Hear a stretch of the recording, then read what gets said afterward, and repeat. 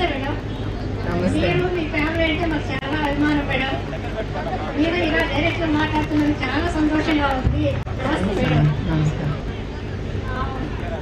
నా పేరు విజయలక్ష్మి. పక్కన ఉండే గుడిసెట్పల్లి గ్రామము. నిజంగా చాలా అభిమానం మేడం మీరంటే. యాక్చువల్ గా ఈ రోజే ఫస్ట్ టైం మీటింగ్ డైరెక్ట్ గా చూస్తా ఉంటాను నేను. తర్వాత ఇంకొకటి యాక్చువల్ గా మీ ఫ్యామిలీ మెంబర్స్ ఇక్కడ మీరు ఇంట్లో కూర్చున్నప్పుడు కానీ భోజనాన్ని కూర్చున్నప్పుడు కానీ యాక్చువల్ గా కలిసినప్పుడు సార్ గారు బాబు గారు అంటే మాకు చాలా అభిమానము. ఏ విషయాల మీద చర్చించుకుంటారు?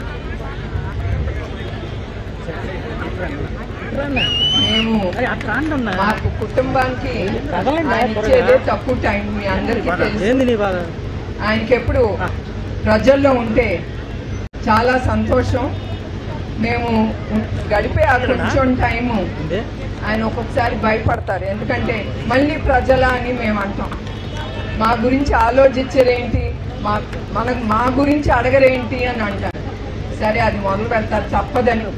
మన మహిళలం కదా, కొంచెం ఉంటుంది, మన మీద ఆలోచన ఉండాలి మన ఆయనకని. సరే అది మొదలు పెడతారు. అటు తిరిగి ఇటు తిరిగి అన్ని మాట్లాడతా మళ్ళీ ప్రజల దగ్గరికి వస్తారు, మీ దగ్గరికి.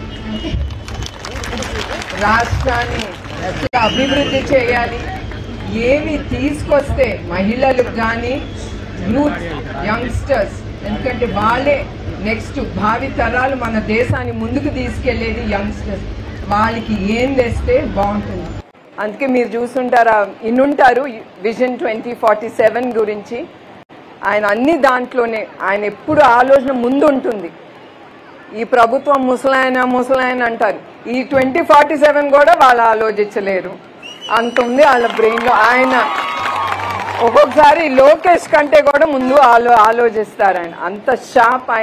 ఆయన ఎప్పుడు ఆంధ్రప్రదేశ్ ఈ దేశానికి ఏమి చేయాలనేదే ఆయన ఆలోచన. సో మా డైనింగ్ టేబుల్లో కూడా మాకు దొరికే కొంచెం సమయం కూడా అదే సరిపోతుంది మీ గురించి. థ్యాంక్ యూ అండి. మాట్లాడతారని మేడం గారు చెప్పారమ్మా.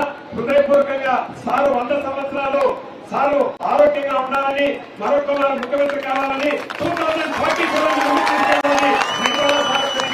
నేను ఇంకోటి చెప్పాలండి. నేను ఒకటి చెప్పాలి.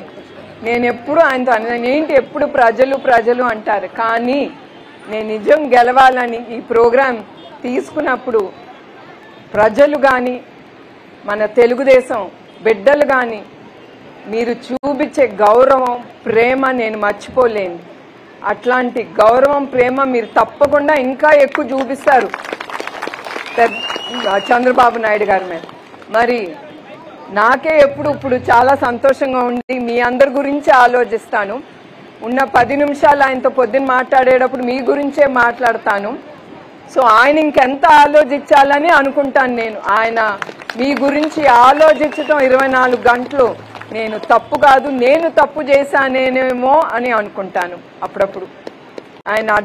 ఆయనకి అడ్డం పడి. నమస్కారం.